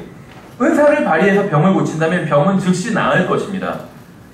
만약 어떤 사람이 자신이 사도라고 주장하면서 표적을 행한다면 그가 표적을 행하면서 진리를 확증하는지 봐야 돼요. 사도들은 단순히 표적을 행하는 것 자체가 목적이 아니었다는 거예요. 그럼 목적이 무엇이었냐면 진리를 확증하기 위함이었습니다. 사도들이 전하는 진리, 예수 그리스도에 대한 진리, 이 진리를 확증하기 위해서 표적을 행한 것이에요. 그렇죠. 그가 표적을 행하면서 기록된 신약 성경과 일치하지 않는 것을 전한다면 그는 거짓 교리를 전하는 것입니다. 그렇죠. 베드로후서 1장을 보세요. 베드로후서 1장. 우리가 표적, 이적 이런 것들이 지금 이 시대에 해당되지 않는 것이라고 믿습니다. 근데 만약에 어떤 사람이 자기가 마가복음 16장에 나오는 5가지 표적을 다 행할 수 있다 한다 할지라도 그 사람이 표적을 또 한다 할지라도 성경에 기록된 것과 일치된 방법으로 해야 된다는 것이요. 또 그뿐만 아니라 성경에 기록된 것과 일치된 방법, 즉 그 사람이 병을 고치면 즉시 나아야 된다는 것이죠. 근데 어떤 사람이 병을 고쳤는데 즉시 나았어요. 그 독을 먹어도 해를 입지 않아요. 독사를 짚고 방언을 하고. 그럼 그 사람은 성경적으로 한 것이냐? 아니라는 것이죠. 더 있다는 것이 시험해 볼 것이. 무엇이냐면 바로 그가 그러면서 선포하는 메시지가 있습니다. 그 메시지가 신약 성경에서 말씀하시는 것과 일치하는 것이어야 한다는 것이죠. 그렇죠. 베드로서 1장 16절에서 우리가 너희에게 우리 주 예수 그리스도의 권능과 오심을 알려줄 때 교묘히 꾸며낸 이야기들을 따르지 아니하였으며 우리는 그분의 위엄을 눈으로 본 자들이니라. 뛰어난 영광으로부터 이러한 음성이 그분께 나서 이르기를 이 사람은 내 사랑하는 아들이라. 내가 그를 매우 기뻐하노라 하실 때 그분께서 하나님 아버지로부터 존귀와 영광을 받으셨느니라. 하늘로부터 나온 이 음성은 우리가 그분과 함께 거룩한 산에 있을 때 들은 것이니라. 또 우리에게는 더 확실한 대언의 말씀도 있으니 성경 말씀하시는 것이죠. 날이 새어 샛별이 너희 마음속에 떠오를 때까지. 이건 휴거를 말하는 것이죠. 너희가 어두운 곳에서 비치는 빛을 대하듯 이 말씀에 주의를 기울이는 것이 잘하는 것이니라. 먼저 이것을 알라. 성경 기록의 대언 중 어떤 것도 사적인 해석에서 나지 아니하였나니 대언은 옛적의 사람의 뜻으로 말미암아 나오지 아니하였고 오직 하나님의 거룩한 사람들은 성령님께서 움직이시는 대로 말하였느니라. 이렇게 말씀하고 있어요. 그러니까 기준이 성경이 되어야 된다는 것이요. 심지어 어떤 경험이 바른 경험이라 할지라도 지금 변형산에서 예수님을 이 변형되시는 모습을 베드로는 직접 체험을 했습니다. 봤어요. 그렇죠. 근데 그것 자체도 기준이 될 수 없다는 거예요. 그거보다 더 확실한 기준이 무엇이냐면 바로 하나님의 말씀이라고 지금 그 얘기를 하고 있는 것입니다. 만일 어떤 사람이 자신이 사도라고 주장하면서 표적을 행하는데 그 대상이 유대인이 아니라면 그는 거짓 교리를 전하는 것입니다. 그렇죠. 그래서 어떤 표적에 대해서 그것이 방언이든 신유든 어떤 표적에 대해서는 이렇게 정리할 수가 있어요. 첫 번째는 그가 5가지 표적을 모두 행하는지 볼 필요가 있다는 것이죠. 근데 5가지를 다 행해요. 그렇다면 그가 성경적으로 행하는지, 다시 말하면 병을 고친다면 즉시 병자가 나아야 된다는 것이죠. 그리고 세 번째는 그가 성경대로 행해요. 근데 보니까는 성경과 일치하지 않는 것을 전한다면 그것은 잘못된 거라는 것이죠. 그가 아무리 표적을 행하고 성경대로 행할지라도 성경과 일치하지 않는 메시지를 전한다면 이 표적의 목적은 표적 자체가 표적의 목적이 아니라는 것입니다. 표적을 행하면서 전하는 메시지 자체가 목적이라는 것이에요. 그래서 이 표적은 이 메시지를 믿게 하기 위해서 전하는 것이에요. 사도들이 병을 고치고 방언을 하게 한 이유는, 하기서 그러한 능력을 주신 이유는 하나님께서 전하셔야 될 새로운 메시지가 있었어요. 그것은 바로 복음의 메시지였죠. 그 메시지를 받아들이게 하기 위해서 표적을 주신 거라는 것이죠. 그래서 그런 메시지를 전하지 않는다면 그는 성경적으로 표적을 행하는 것이 아니라는 것입니다. 또 그러한 메시지를 전할지라도 그 대상이 유대인이 아니라면 그는 거짓 교리를 전한 것이요. 유대인에게 전해야 된다는 것이요. 이러한 메시지를 바른 메시지라 할지라도 바른 표적을 바른 방법으로 바른 메시지와 함께 전해도 바른 대상, 유대인들에게 전하지 않으면 그것은 잘못된 방법이란 것이고 성경적이지 않다는 것입니다. 이스라엘은 표적과 함께 시작한 민족입니다. 하나님께서 모세에게 나타나셔서 이스라엘을 인도하라고 말씀하셨어요. 모세는 자신이 백성들에게 메시지를 전할 때 그들이 무슨 근거로 자기의 말을 믿겠느냐고 하나님께 물었죠. 우리가 지난 시간에 살펴봤죠. 하나님께서 모세가 이렇게 얘기했어요. 모세가 응답하여 이르되 그러나부터 그들이 나를 믿지 아니하면 내 음성에 귀를 기울이지 아니하리이다. 그들이 말하기를 주께서 내게 나타나지 아니하셨다 하리이다. 문제는 이것이었죠. 하나님께서 자신의 말씀을 전하려고 이스라엘의 자손들에게 사람을 보내셨는데 보내심을 받은 사람은 이스라엘 백성들이 자신의 말을 믿지 않을까봐 걱정하고 있다는 것입니다. 그렇죠. 그래서 하나님의 능력을 힘입어 메시지를 전하는 사람의 손으로 기적을 행하실 필요가 있었다는 것이요. 그게 바로 이제 출애굽기 4장 2절부터 나오죠. 주께서 그에게 이르시되 내 손에 있는 것이 무엇이냐 하시니 그가 이르되 막대기니이다 하거늘 그분께서 이르시되 그것을 땅에 던지라 하시니 그가 그것을 땅에 던지매 그것이 뱀이 되므로 모세가 뱀 앞에서 피하니라. 주께서 모세에게 이르시되 내 손을 내밀어 그 꼬리로 그것을 붙잡으라 하시매 그가 자기 손을 내밀어 그것을 잡으니 그것이 그의 손에서 막대기가 되매 그분께서 이르시되 이것은 그들이 자기 조상들의 주 하나님 곧 아브라함의 하나님 이삭의 하나님 야곱의 하나님이 내게 나타난 줄 믿게 하려 함이라 하시니라. 모세의 말을 믿게 하기 위해서 이런 표적을 주시겠다 이런 약속이 있었죠. 이때까지는 기적이 없었습니다. 기적이 없었어요. 성경 기록 보시면 이때까지 기적이 없었습니다. 이스라엘 민족은 기적과 함께 탄생한 민족이에요. 그렇죠. 출애굽기 우리가 5절까지 4장 5절까지 했는데 6절 계속 보시면 주께서 또 그에게 이르시되 이제 내 손을 내 품에 넣으라 하시매 그가 자기 손을 품에 넣었다가 품에서 꺼내니 보라 그의 손이 눈같이 나병이 생기니라. 그분께서 이르시되 내 손을 다시 내 품에 넣으라 하시매 그가 다시 자기 손을 품에 넣었다가 품에서 꺼내니 보라 그것이 다시 그의 다들은 살처럼 되었더라. 그러니까 지금 출애굽기 4장에서 기적이 처음으로 행해졌어요. 그렇죠. 막대기가 뱀으로 변한 것 기적이죠. 그런데 또 다른 일이 벌어지는데 바로 병이 걸리는 일이 처음으로 생겼습니다. 이전에는 병이 걸리지 않았어요. 우리가 지난 시간에도 대충 말씀을 드렸죠. 이전에는 사람이 죽기는 했었습니다. 근데 병이 걸려서 죽었더라 이런 기록은 없어요. 그냥 사람이 죽은 것이지. 그러니까 자연사하거나 늙어 죽거나 아니면 살해당한 것이죠. 아벨처럼. 병이 걸려서 죽지 않았어요. 그렇죠. 근데 여기서 이제 병이 처음으로 등장합니다. 질병이. 그러면서 또 치유도 같이 등장을 하게 됩니다. 그렇죠. 창세기에 의하면 어느 누구도 병들지는 않았습니다. 그럼 병들었다는 기록은 나오지 않아요. 물론 이제 그렇다고 해서 그 전에 병이 없었던 것이냐 뭐 그렇게 볼 수 없다 이런 주장도 있긴 하지만 어쨌든지 간에 그냥 성경 기록만 본다면 그 전에는 질병이 전혀 등장하지 않는 것은 사실이라는 것이죠. 출애굽기 4장에서 인류 역사상 처음으로 질병이 등장합니다. 그리고 그 질병에 걸린 사람은 바로 병고침을 받았다는 것이죠. 그렇죠. 그래서 출애굽기 4장이 굉장히 독특한 사건들이 일어나는 장이라고 볼 수가 있죠. 그런데 보시면은 8절에 보시면 성령님께서 이 두 가지 기적, 그러니까 뭐냐면 막대기가 뱀이 된 것, 또 병들었다가 병이 나은 것, 두 가지 기적이죠. 이 두 가지 기적을 뭐라고 부르시는지가 나와요. 출애굽기 4장 8절에서.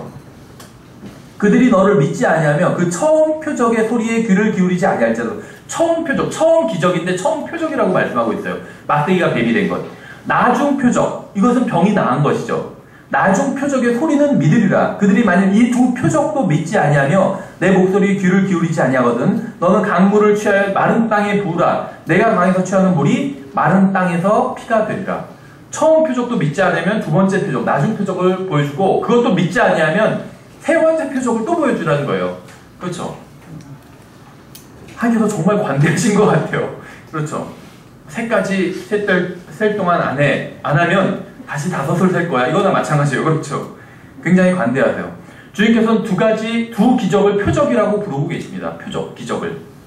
기적이란 말과 표적이란 말은 다르죠. 그렇죠. 미라클, 기적은 미라클이에요. 표적은 사인이죠. 사인. 야구 선수들이 서로 주고받는 사인이라고 부르고 있어요.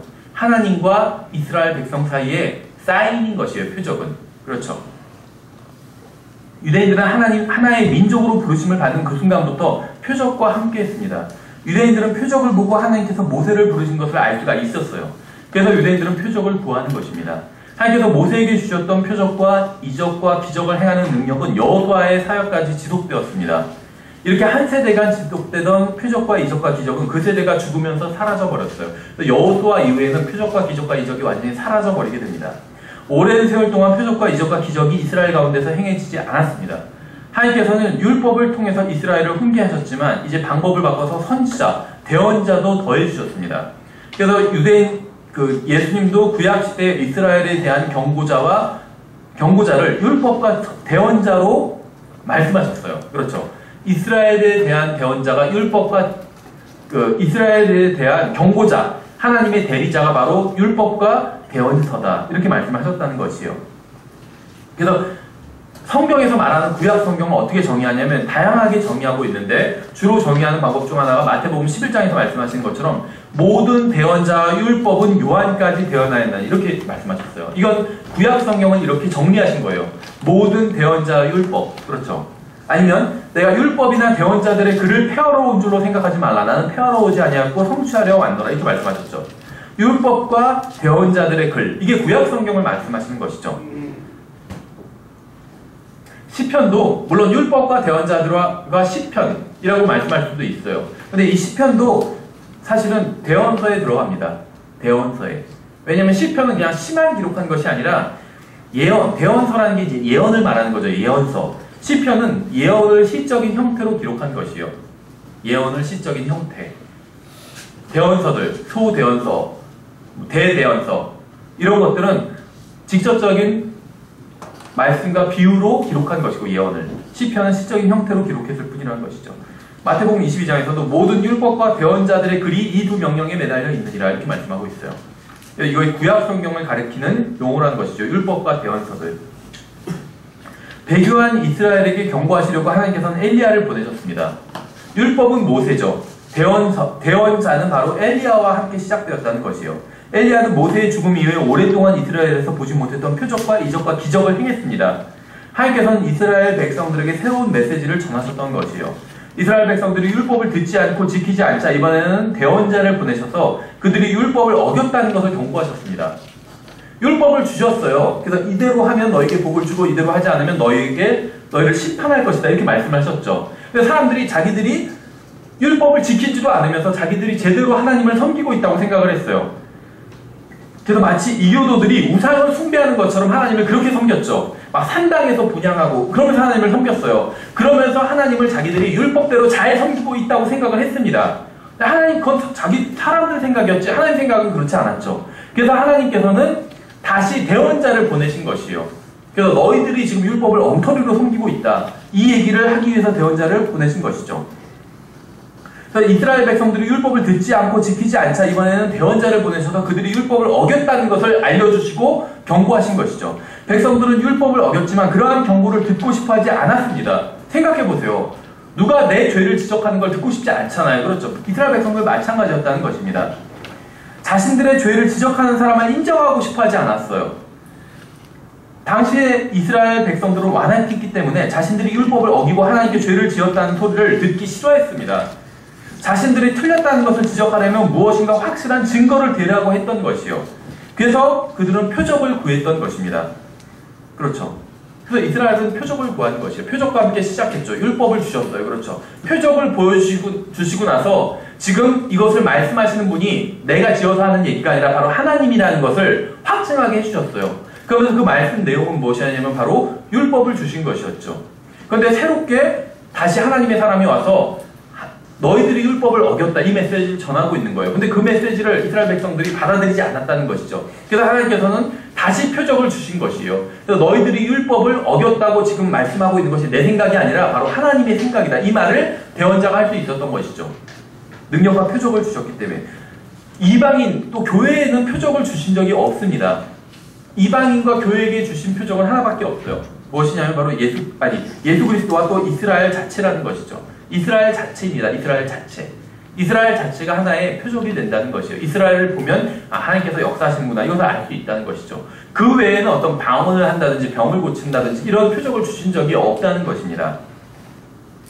성경에 의하면 이 대언자라는 칭호는 엘리야와 더불어 시작을 했습니다. 그러니까 엘리야 전에도 대언자가 있었지만 좀 더 이제 어떤 체계를 갖춘 대언자는 엘리야부터 시작했다는 것이에요. 그렇죠. 그래서 예수님께서 변화산에서 영광스러운 모습으로 변형되실 때 두 명이 주님과 함께 나타났어요.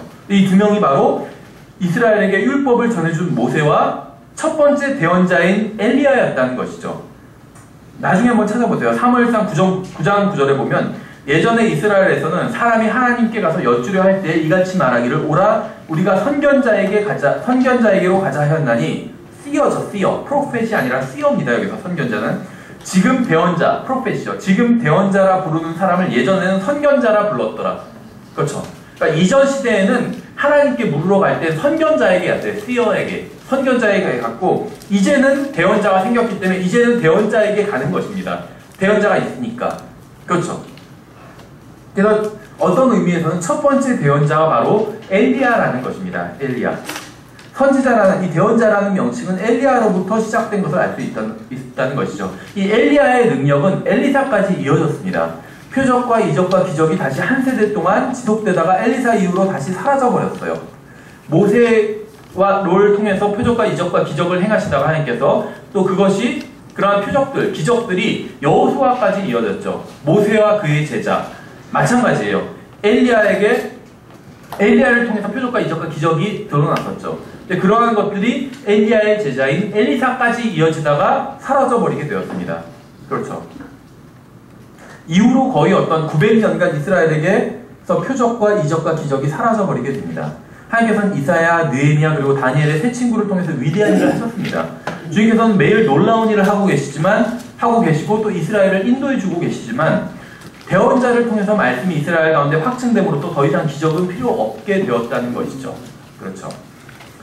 누가복음 16장 16절에선 율법과 대언자들은 요한의 때까지요. 그때 이후로는 하나님의 왕국이 선포되어 사람마다 그리로 밀고 들어가느니라 이렇게 말씀하고 있어요. 보세요. 율법이 처음 주어지면서 다른 어떤 특정한 어떤 경륜이 시작되었습니다. 그때 하나님께서 표적과 이적과 기적을 주셨죠. 그리고 다시 또 이제 대언자들의 시대가 도래할 때 하나님께서 표적과 이적과 기적을 주셨습니다. 그런데 율법과 대언자들이 침례인 요한과 함께 끝나버리게 됩니다. 그렇죠. 다시 새로운 시대가 열리게 된 것이요. 왜냐하면 예수 그리스도께서 오셨기 때문에 그분을 통해서 영적인 왕국으로 들어가게 되었다는 것이죠. 새로운 왕국에 들어가는 방법은 예수 그리스도의 인격과 하신 일을 믿는 것입니다. 예수 그리스도의 인격과 하신 일을 믿는 것이요. 다시 말하면 예수님을 믿는 것, 예수님의 인격은 예수님이죠. 예수님을 믿는 것이고 예수님께서 하신 것, 나의 죄로 인해서 죽으시고 묻히시고 부활하신 것, 그것을 믿으면 영적인 왕국에 들어가게 되는 것이죠. 새로운 메시지를 전하기 위해서 주님께서는 표적과 이적과 기적을 행하셨습니다. 예수님께서 그런 것을 행하지 않는다면 이스라엘이 예수님이 메시아인지 알지 못할 것이기 때문에 예수님이 메시아라는 사실을 알게 하시기 위해서 표적과 이적과 기적을 행하셨다는 것이죠. 그리고 사도들에게 이러한 은사가 전수됨으로 표적과 이적과 기적은 또다시 한 세대 동안 행해지게 되었습니다. 다 제자들의 시대까지는 전해진 것이죠. 모세와 여호수아, 엘리야와 엘리사, 예수님과 사도들. 사도행전과 바울 서신을 주의 깊게 읽어보면 사도들의 시대가 끝나갈 무렵에 이미 표적을 행하는 능력이 사라지는 것을 보게 됩니다. 바울과 디모데는 모두 병들었으며 치유되지 못했습니다. 에베소서에는 교회를 세우는 여러 가지가 제시되어 있지만 표적의 은사는 언급되어 있지 않습니다. 성경의 마지막 책에서는 자신이 사도라고 주장하는 자들을 시험하여 거짓말쟁이임을 밝혀낸 것에 대해서 말씀하고 있어요. 그렇죠. 계시록 2장 2절에서 내가 내 행위와 수고와 인내와 또 내가 사악한 자를 용납하지 못함을 아노니 내가 스스로 사도라고 말하나 사도가 아닌 자들을 시험하여 그들이 거짓말하는 자들임을 알아내었으며 사도가 더 이상 없어져 버렸기 사도가 아닌 자들을 시험해서 거짓말쟁이임을 드러냈다고 말씀하고 있죠. 시험해야 된다는 것이요. 성경에 의하면 이제 이스라엘에게 찾아와서 거짓된 메시지를 전하고 거짓된 왕이자 거짓된 그리스도 행세를 할 특정한 인물이 있다는 사실을 알 수가 있습니다. 멀지 않은 미래에 어떤 사람이 이스라엘에게 찾아와서 거짓된 메시지를 전하면서 자기가 거짓된 왕이고 거짓된 그리스도 행세를 할 그런 인물이 있다는 것이에요. 또 거짓된 왕국을 세우고 대환란 기간 동안 아브라함의 자손들을 시험할 것입니다. 유대인들을 시험할 것이요. 환란 시대에 이스라엘 향하신 하나님의 계획은 그들에게 강한 미혹의 역사를 보내서 그들이 거짓을 믿게 하시는 것입니다. 이러한 까닭에 하나님께서 그들에게 강한 미혹을 보내사 그들이 거짓말을 믿게 하시리니 이렇게 말씀하고 있죠. 배교한 유대인들은 표적과 기적으로 찾아온 거짓 메시아를 믿을 것입니다. 배교하지 않은 유대인들은 도망할 것이겠죠. 그들로부터. 그래서 그 셀라 페트라 그 지역에 가서 숨어있게 되는 것이죠. 거짓된 표적과 기적과 이적으로 찾아온 거짓 메시아를 믿는 유대인들은 거짓된 새로운 메시지를 받아들일 것입니다. 하나님의 예언의 시간표에 의하면 어떤 거짓되고 마귀적인 것이 이 세상에 오게 됩니다. 하나님께서는 이것에 대해서 우리를 무지한 채로 두지 않으셨습니다. 데살로니가후서 2장에 보시면 데살로니가후서 2장에선 이러한 미래에 대해서 경고하고 있습니다. 경고하고 있어요. 데살로니가후서 2장의 1절부터 보시면 형제들아 주 예수 그리스도의 오심과 우리가 그분께로 함께 모이는 것으로 말미암아 이제 우리가 너희에게 간청하노니 너희는 영이나 첫 번째 영이나 두 번째 말로나 혹은 우리에게서 왔다는 세 번째 편지로나 그리스도의 날이 가까이 이르렀다 해서 쉽게 마음이 흔들리거나 불안해하지 말라 이렇게 말씀하고 있어요. 어떤 영적인 것들, 어떤 사람이 말하는 것, 아니면 어떤 편지, 아니면 어떤 문서에 이렇게 되어 있다, 성경 외에 다른 이런 것들로 인해서 마음이 흔들리지 말라고 미리 경고를 해두고 있다는 것이죠. 아무도 어떤 방법으로도 너희를 속이지 못하게 하라. 먼저 떨어져 나가는 일이 일어나고 저 죄의 사람 곧 멸망의 아들이 드러나지 아니하면 그날이 이르지 아니하리라. 불안해할 필요가 없다는 거예요. 멸망의 아들이 오기 전에는 이런 일이 일어나지 않기 때문에. 근데 우리는 멸망의 아들이 드러나기 전에 먼저 휴거되게 되는 것이죠.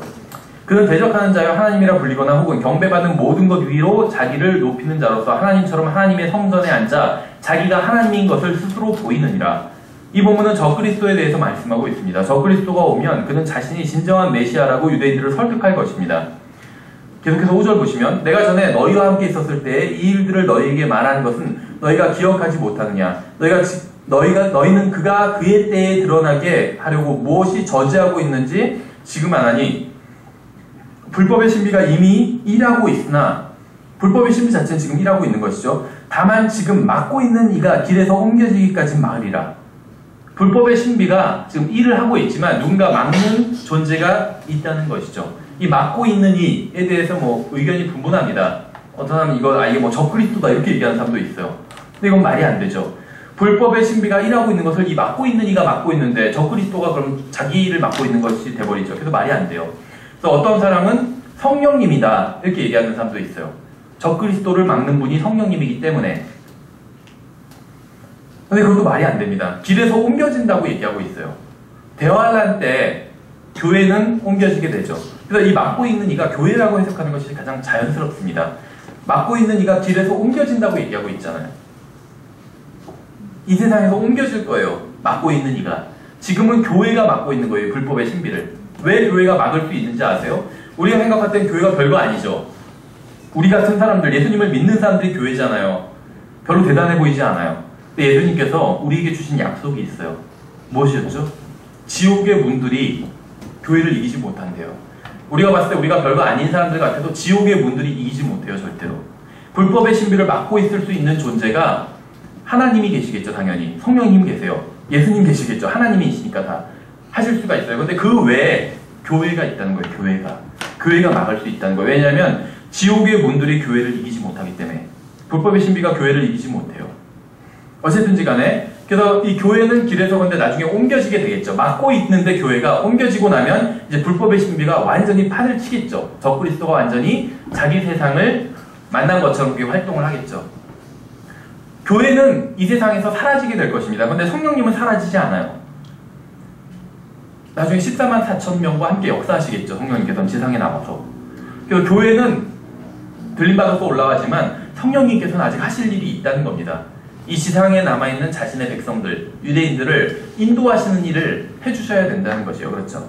어쨌든지 간에 그 뒤에 저 사악한 자가 드러나리니 주께서 자신의 입에 영으로 그를 소멸시키시고 친히 오실 때에 광채로 그를 멸하시리라. 너무 놀랍지 않아요? 그렇죠. 광채로 멸하신대요. 그럼 이때 2000년 전에는 지금 이걸 이해할 수 있었을까요? 광채로 멸하신다? 어떤 원수를 광채로 섬멸하는 거예요. 미사일도 아니고 2000년 전에 미사일도 없었겠죠.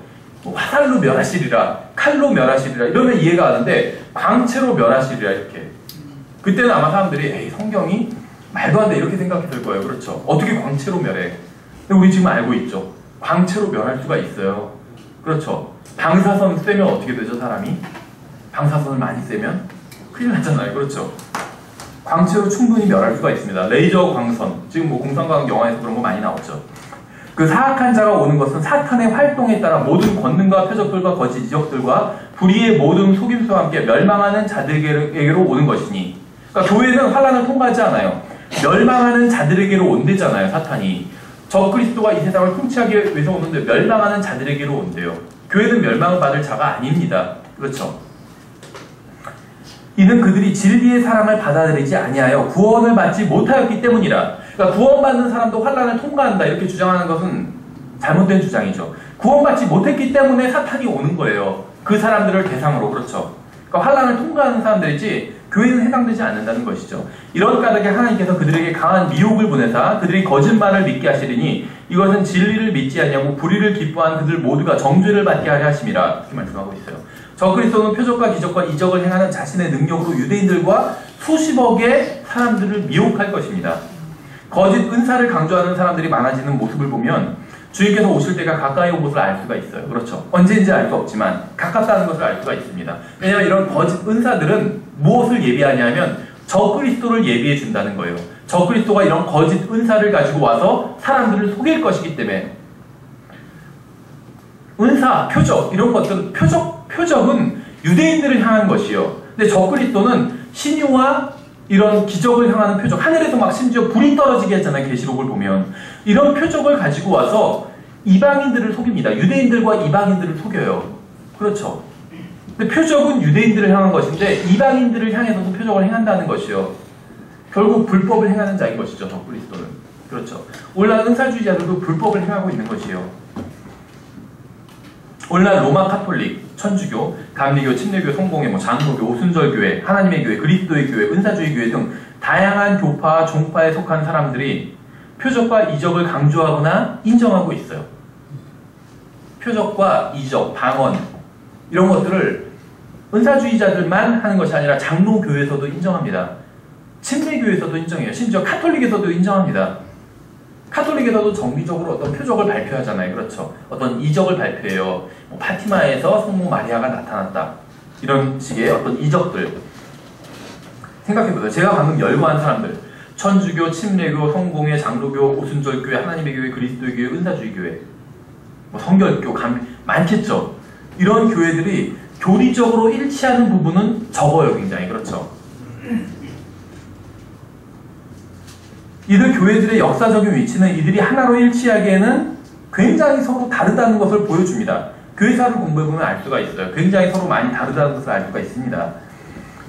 이 라오디게아 시대에는 서로 다른 많은 교회들이 은사주의 운동의 표적과 이적과 기적으로서 하나로 연합하게 됩니다. 서로 다름에도 불구하고 이 표적을 가지고 하나로 연합하게 된다는 거예요.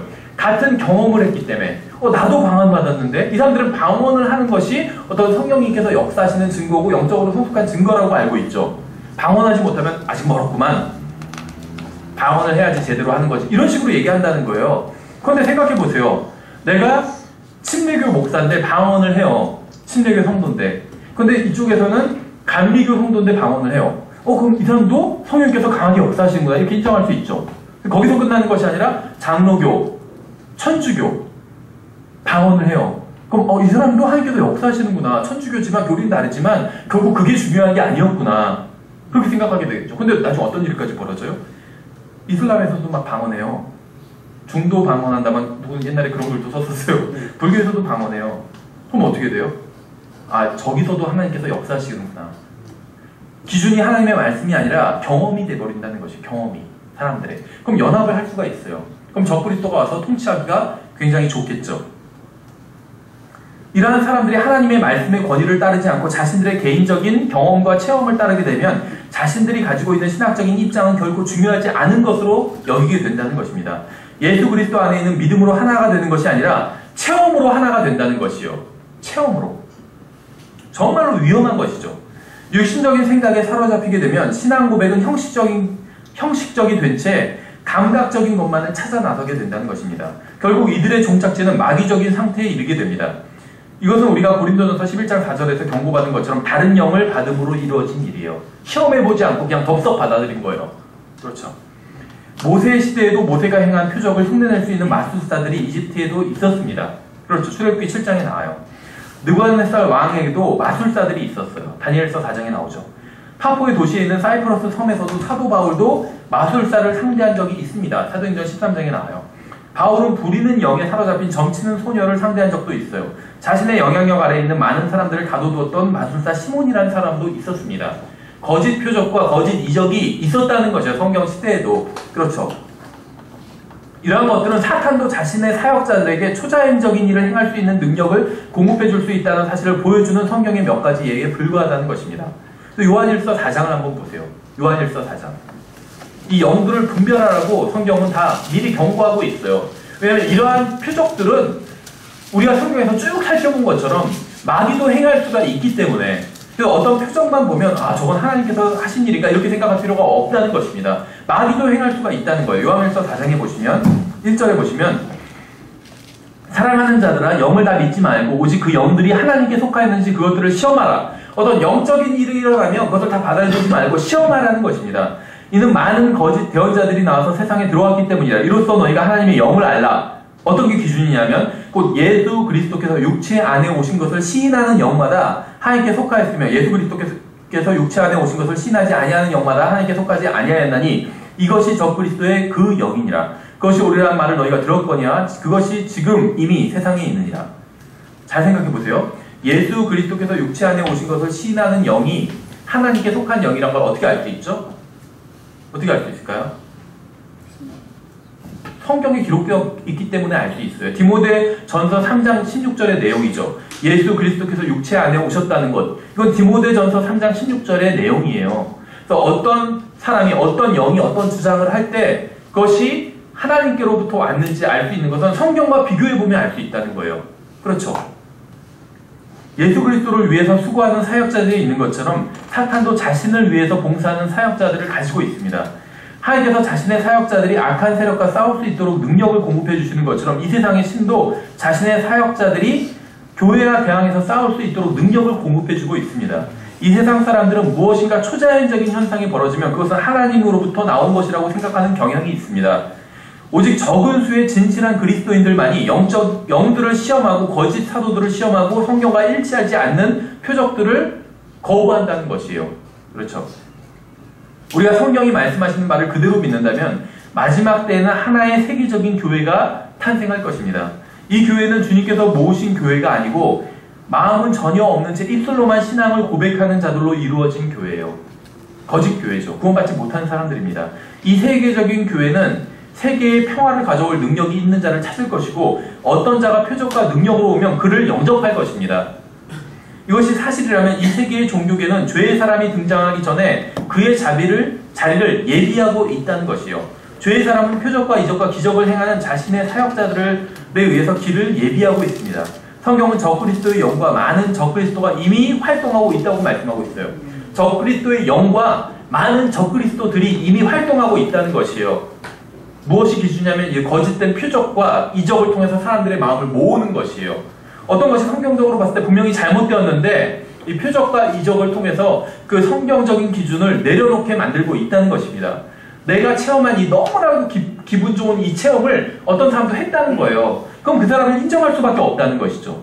그렇죠. 표적은 아브라함과 이삭과 야곱의 자손이 유대인들이 구하는 것이지 이방인이나 교회가 구하는 것이 아닙니다. 이러한 표적들은 유대인들이 대언자들의 메시지를 듣고 그것이 하나님께서 보내신 메시지가 맞는지 확인하는 장치였다는 것이에요. 이러한 표적과 이적과 기적은 성경에 의하면 3번에 걸쳐서 역사 가운데 드러났습니다. 율법을 주시면서 모세와 함께 드러났고 대언자를 주시면서 엘리야와 함께 드러났고 예수 그리스도를 통해서 또 드러나게 된 것이죠. 복음을 주시면서 드러나게 되었습니다. 이 세 경우 모두 표적은 한 세대 동안 지속되었다가 사라졌습니다. 라오디게아 교회 시대의 표적과 이적과 기적 운동은 적그리스도의 발밑으로 세상을 인도하는 미혹의 역사라는 것입니다.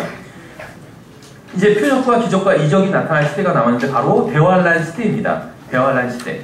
성경은 이러한 능력을 가지고 있는 두 증인인 모세와 엘리야를 통해서 다시 표적과 이적과 기적이 이스라엘 가운데 펼쳐질 것임을 말씀하고 있어요. 그러나 이것은 새로운 것이 아니고 이미 이러한 능력을 가지고 있는 두 사람이 돌아오는 것에 불과하다는 것이죠. 그렇죠. 마지막으로 계시록 한 구절만 찾아보면 계시록 13장에 보시면 13장 11절에 보시면 계시록 13장 11절에 계시록 13장 11절에 적그리스도가 오는데 표적과 기적과 이적을 가지고 온다는 것입니다.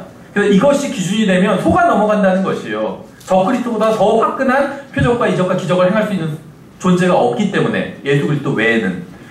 계시록 13장 11절에 내가 보니 또 다른 짐승이 땅에서 올라오는데 그는 어린 양같이 두 뿔이 있고 용처럼 말을 하더라. 어린 양과 비슷한 모습이죠. 근데 달라요. 그가 첫째 짐승 앞에서 첫째 짐승의 모든 권능을 행사하고 또 땅과 그 안에 거하는 자들로 하여금 첫째 짐승 곧 치명적인 상처가 나은 자에게 경배하게 하니라. 치명적인 상처가 나왔대요. 신유를 받은 것이죠. 그가 큰 이적들을 행하되 심지어 사람들의 눈앞에서 불이 하늘로부터 땅 위로 내려오게 하고 또 그 짐승의 눈앞에서 기적들을 행할 권능을 소유하여 그 기적들로 땅에 거하는 자들을 속이며, 기적들을 가지고 땅에 거하는 자들을 속인대요. 또 땅에 거하는 자들에게 말하여 그들이 칼로 상처를 입었다가 살아난 그 짐승을 위해 형상을 만들게 하더라. 또 그가 그 짐승의 형상에게 생명을 줄 권능을 소유하여 그 짐승의 형상이 말도 하게 하고 그 짐승의 형상에게 경배하려 하지 아니하는 자들은 다 죽이게 하였더라. 이러한 경고의 말씀은 이미 2000년 전에 주어졌습니다. 이 말씀에 주의를 기울인다면 어떤 사람이 표적과 이적과 기적을 행한다고 해서 그를 따르지는 않게 된다는 것이요. 이 경고의 말씀을 믿는다면 우리가 앞에서도 언급한 것처럼 거듭나지 못한 사람들은 자신의 눈에 보이는 대로 따라가고 무엇이든지 초자연적인 것은 다 하나님께로부터 온 일이라고 생각을 합니다. 오늘날 우리는 스스로 그리스도인이라고 부르는 많은 사람들이 선과 악, 빛과 어둠, 하나님의 사역과 마귀의 사역을 구별하는 능력이 전혀 없는 시대에 살고 있습니다. 그리스도인의 기준은 표적과 이적과 방언과 신유와 이런 것이 아니라 하나님의 말씀이라는 것이요. 이 하나님의 말씀만 붙들다면 모든 것을 분별할 수 있다는 것입니다. 이 세대의 종교인들은 표적과 이적과 기적 운동을 통해서 공통된 믿음을 찾고 있어요. 무대는 완성되어 있습니다. 연기자들의 준비도 끝났어요. 연기자들에게 빨려 들어갈 청중들도 다 모였습니다. 이 세상의 종교인들. 이제 어느 순간이라도 나팔이 울리면, 막이 열리면서 나팔이 울리면 우리는 이 무대에서 사라지게 돼요. 우리는 왜냐하면 이 무대와 관련이 없기 때문에. 나팔이 울리면 우리는 올라갈 것이고 막이 열리게 돼요. 그럼 이제 적그리스도가 등장할 것입니다. 그리고 주님을 사랑하는 거듭난 무리들은 적그리스도에게 미혹되지 않은 채 우리 주 예수 그리스도를 만나러 공중으로 올려가게 될 것이요. 이 세상에선 전무후무한 환란이 일어나게 되고 또 미혹이 일어나게 되는 것이죠. 예, 그래서 우리가 이런 표적들이 어떤 적그리스도와 어떤 관련이 있는지 살펴봤습니다. 예, 그래서 여러분들 잘 분별하는 일이 필요하다는 것이죠. 그래서 이 정도로 이제 은사주의에 대한 것을 마치고 이제 앞으로 4시간 남았습니다. 4시간에 걸쳐서 칼빈주의 5대 강령 중 4개의 강령을 1시간 하나씩 살펴보도록 하겠습니다. 그래서 육과 프린트물은 다음 시간에 가져오셔야 됩니다. 수고하셨습니다.